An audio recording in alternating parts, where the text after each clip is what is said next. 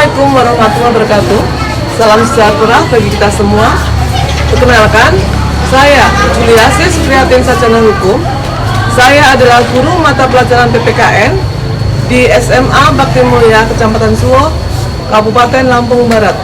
Sekaligus saya sebagai mahasiswa PPG dalam jabatan Angkatan 2 tahun 2023 di LPTK Universitas Sriwijaya Palembang. Pada hari ini, Senin, tanggal 4 Desember tahun 2023, saya akan melaksanakan ujian kinerja atau UKIN di sekolah saya, SMA Bakti Mulia Kecamatan Suwo, Kabupaten Lampung Barat, dengan materi kasus-kasus pelanggaran hak dan pengingkaran kewajiban warga negara di kelas 12. Berikut ini ujian kerja saya. Selamat menyaksikan dan terima kasih. Wassalamualaikum warahmatullahi wabarakatuh. Sip.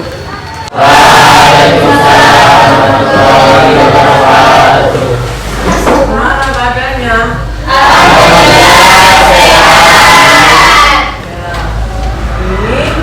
Kita mulai masuk pelajaran lagi ya, ketemu lagi dengan Ibu mata pelajaran PPKN. Sebelumnya silakan lihat dulu kondisi kelas kamu. Kanan kiri juga ada sampah nggak? Ya. Oke, kalau tidak coba ketua kelas mengikuti bukuannya. Baiklah, untuk mengawali pembelajaran hari ini, marilah kita berdoa bersama. Kita mulai.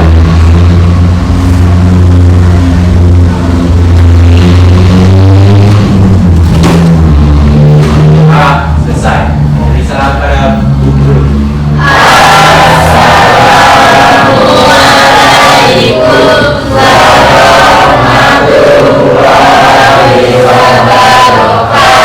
wabarakatuh. Waalaikumsalam warahmatullahi wabarakatuh. Selamat siang semuanya ya. Siang, Bu. Sebelum kita lanjutkan pelajaran, biasa kita nyanyi lagu dulu, lagu wajib. Coba siapa yang memimpin? Farah. Oh, Farah, silakan.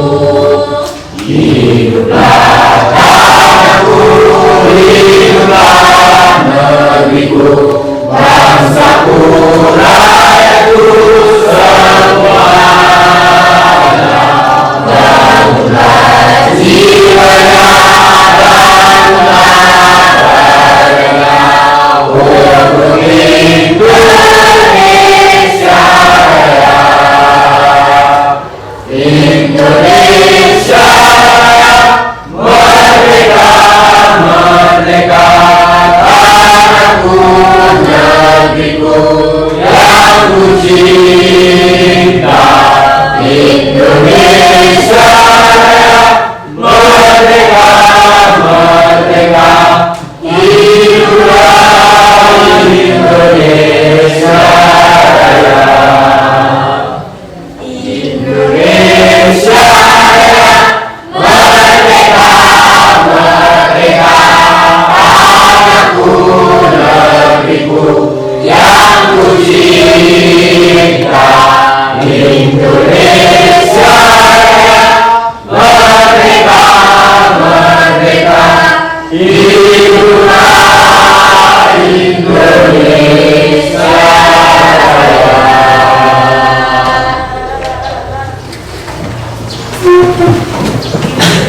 Terima kasih.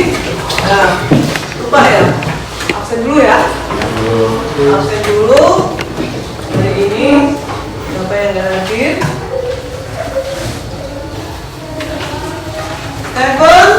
Stephen. Fajar. Alan. Amel. Anggi. David. Evita. April. Bara. Virga. Frankie. Gilan. Irma. Lydia Novita. Lydia Fatma. Devi. Reza. Tika. Ya. Tommy. Sakit ya. Yudi. Yuli. Ya. Tadi yang nggak hadir satu ya, cuma Tony. Untuk selanjutnya saya ingin sedikit bertanya pada kalian yang materi kemarin, minggu kemarin, ada yang tahu apa materinya? Topiknya apa? Apa? Kasus pelanggaran hak dan pengingkaran kewajiban warga negara.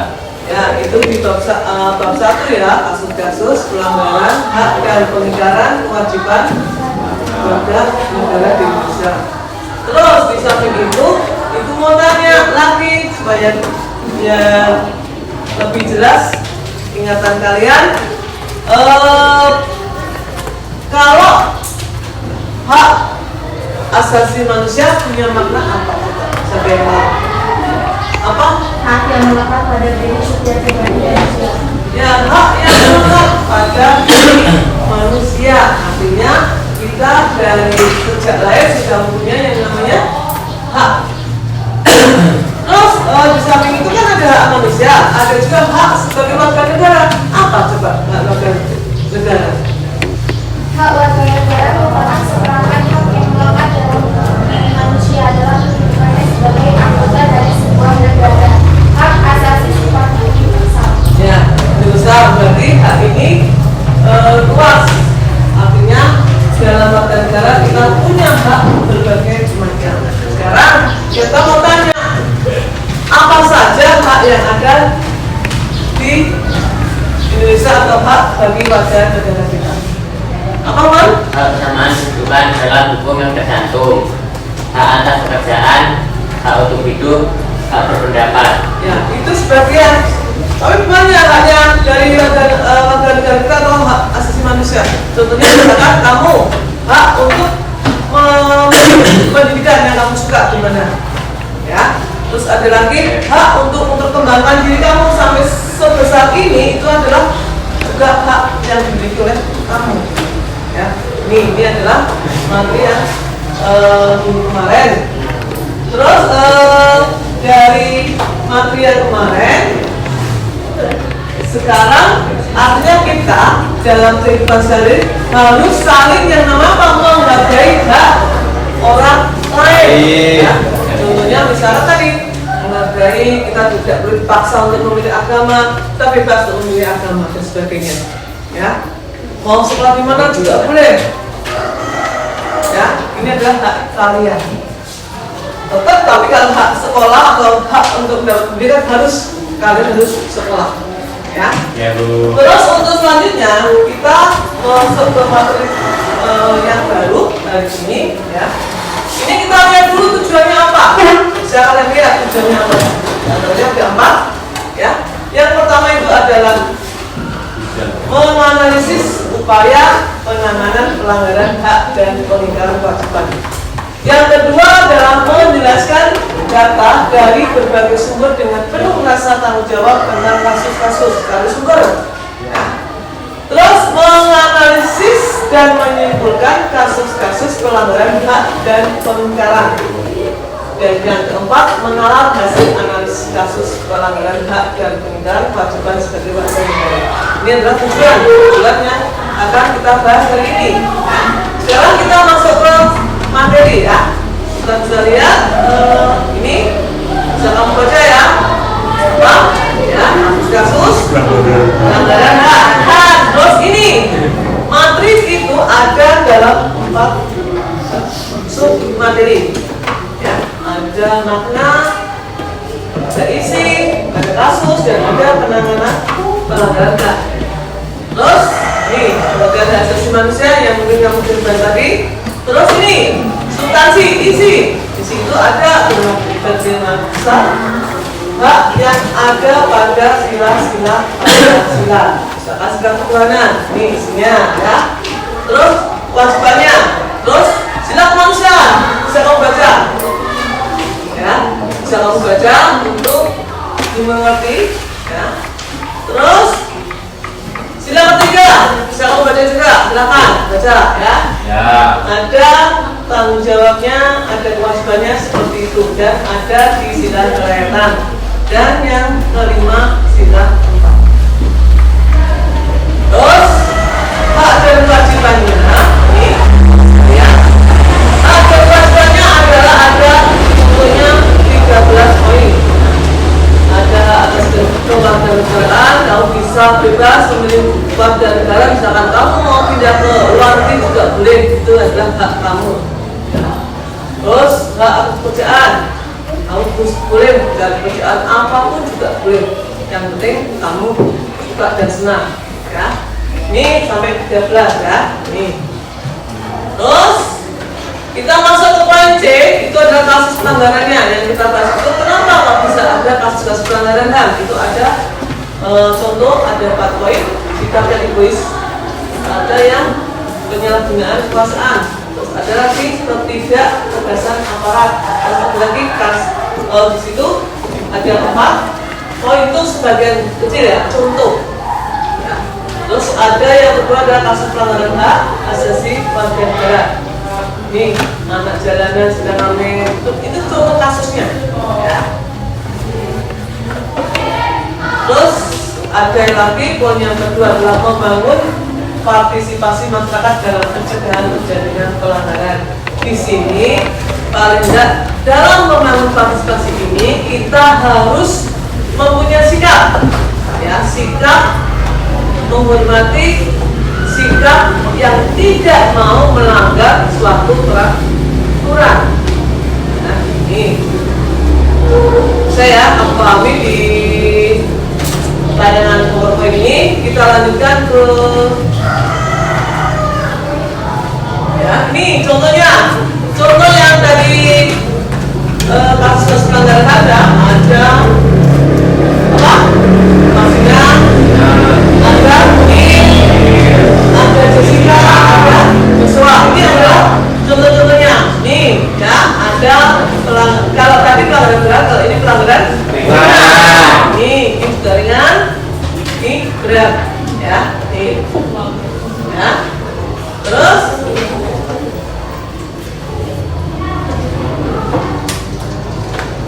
kita lihat tayangan videonya yang mungkin bisa kamu tahu. Ya, nih bisa kamu lihat.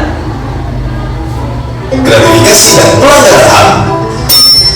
Pemberian gratifikasi kepada pejabat dapat menyebabkan hidupnya pelanggar istimewa, melakukan kekerasan hingga melanggar kewajiban, kepada akhirnya menimbulkan pelanggaran terhadap hak asasi manusia.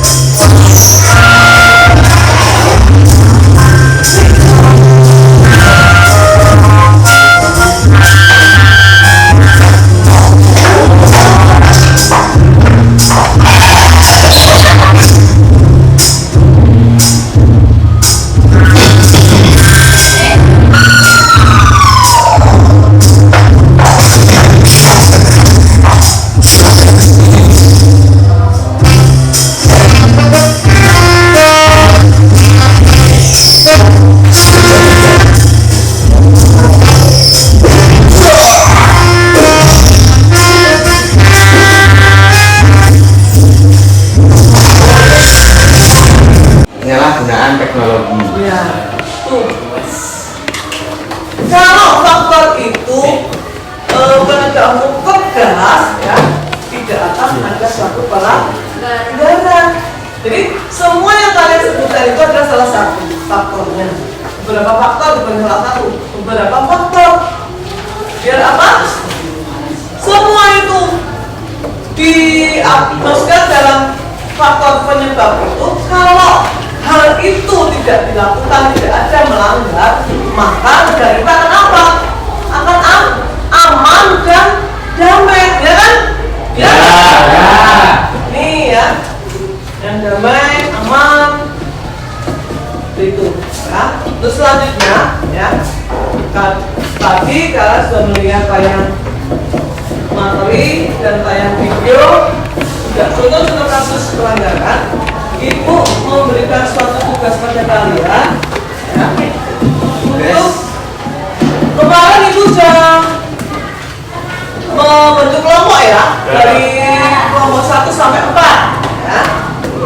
Coba sekarang kamu bentuk kelasmu ini bergabung ke kelompok masing-masing.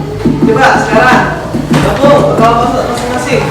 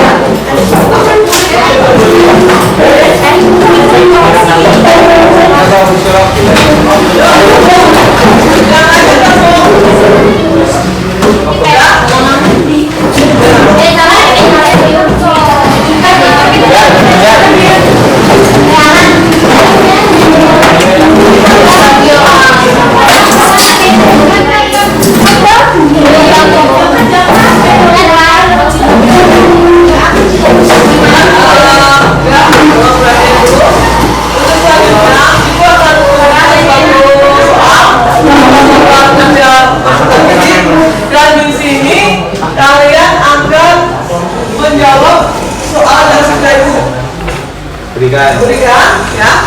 Ada contoh kasus, 4 kasus pelanggaran. Bisa kamu pilih salah satu, terus kelas analisis kasus yang kamu pilih. Ya. Kamu mau berapa? 4. Udah ya? Sini. Terus kamu mau berapa? 1.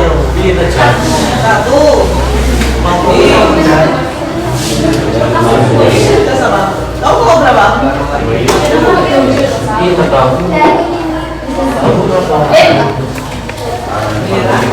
Terus kelompok lainnya yang belum.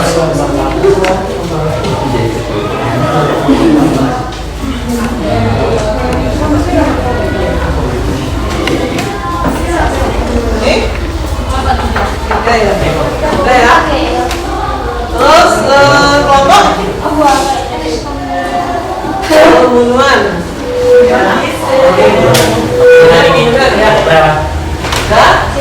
Sekarang saya beri waktu kalian untuk mengerjakan. Nanti kita buat kalian untuk presentasi. Nama kelompoknya, anggotanya tulis, kelompoknya berapa ditulis. Ya. Terbuli, kita harus bisa mungkin menolongnya. Yang ketiga yaitu jeli dan peka. Nah, di sini peran guru sangat penting, yaitu di mana guru harus jeli dan peka dalam mengawasi siswa-siswanya agar tidak terjadi pelanggaran HAM, yaitu bullying. Nah, yang keempat, menciptakan ruang kelas yang nyaman. Jadi guru itu harus menciptakan ruang kelas yang harmonis, yang bisa membuat siswanya itu bisa berkomunikasi dengan baik. Yang terakhir, aktif melibatkan orang tua dengan cara jadi untuk mencegah bullying sendiri. melibatkan sosok orang tua siswa. Jadi ketika ada pembelian, kita akan memanggil guru atau pihak sekolah harus memanggil orang tua untuk konsultasi terhadap anaknya yang sering melakukan bullying. Ya, jelas. Mungkin itu saja presentasi dari kelompok pertama tentang bullying. Ya, jadi saya nambahin dulu. Untuk ini berarti kalau ada bullying yang di pihak siswa, guru harus bekerja sama. Artinya berarti di sini harus ada namanya kerjasama antara murid dengan guru sehingga tidak ada pelanggaran-pelanggaran yang ditimbulkan baik siswa maupun guru. Ya. Ini berarti ada harus kerjasama dan harmonisasi di kelas. Kondisi yang nyaman itu juga harus dua-duanya, nggak bisa harus guru dong. Ya, dua-duanya nggak bisa. Tetap siswanya juga harus ikut bersama mengamankan kelas lingkungan kita. Ya, itu aja.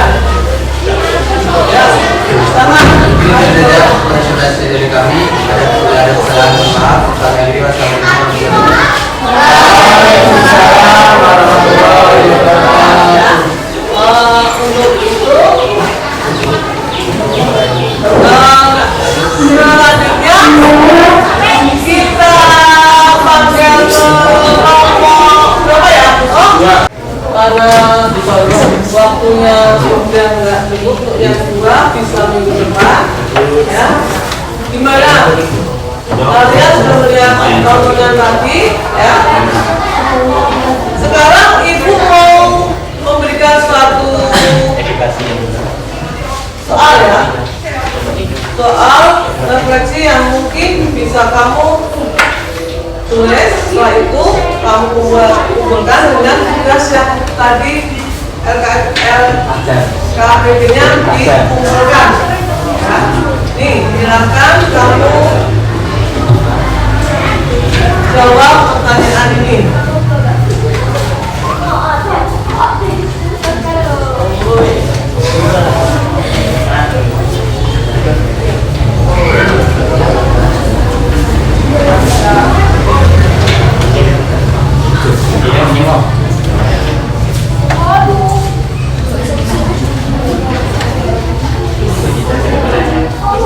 Ini waktunya nggak lama ya.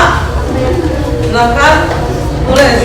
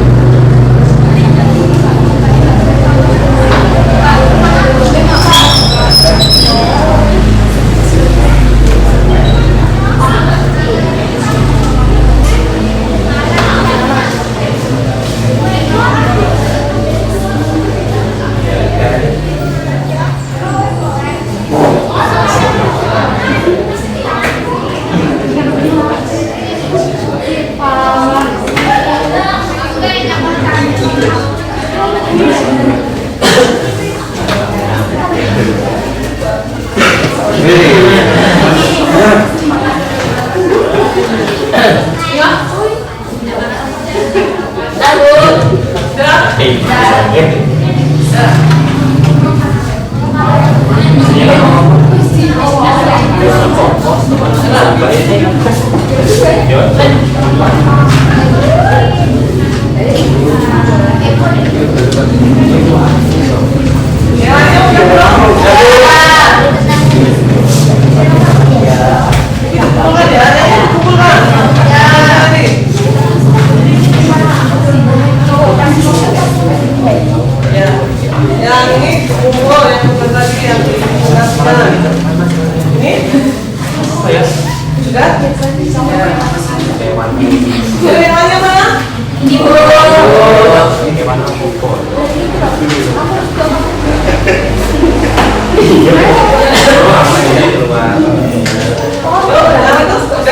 Udah sini. Coba kembalikan satu kalian seperti tadi.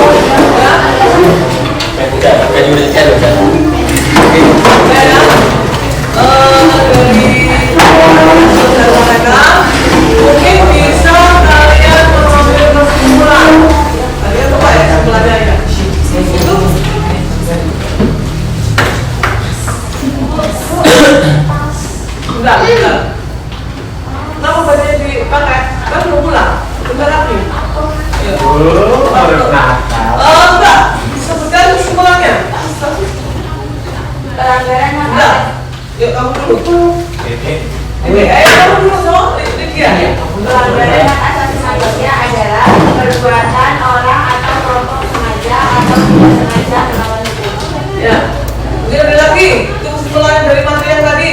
Ayo, siapa? Dek, apa Dek? Sifat pelanggaran hak asasi manusia ada dua, yaitu ringan dan berat.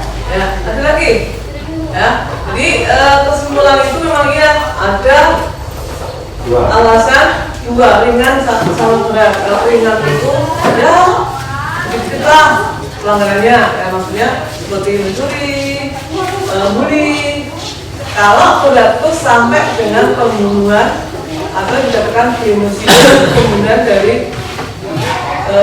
misalkan mau merampok dari ada keluarga itu sampai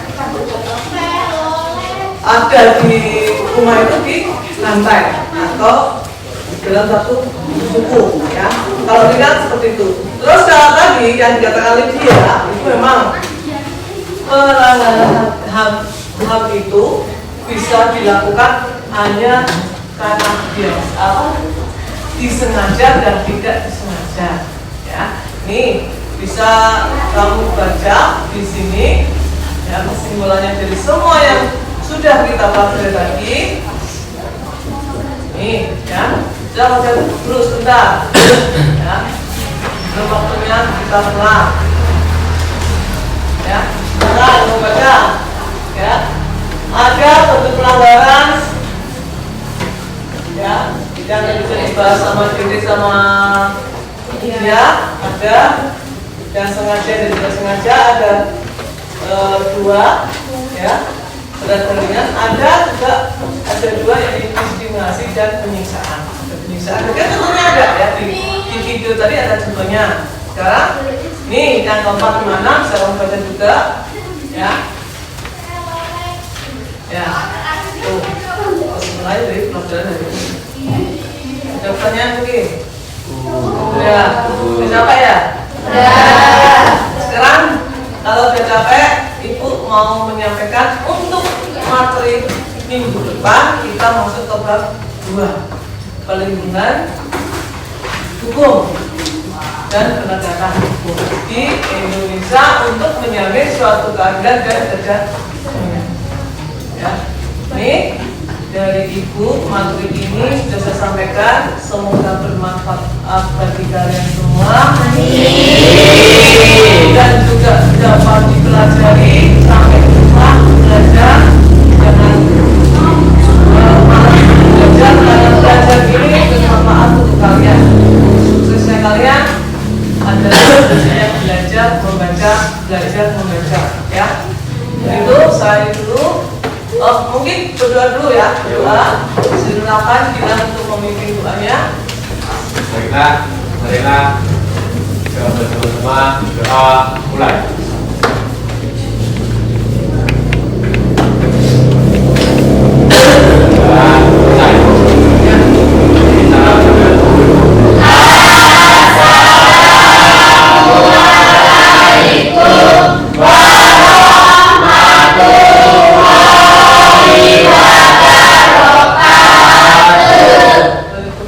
Ya, sampai jumpa pada minggu depan.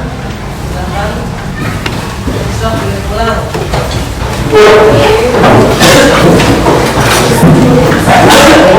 Pak,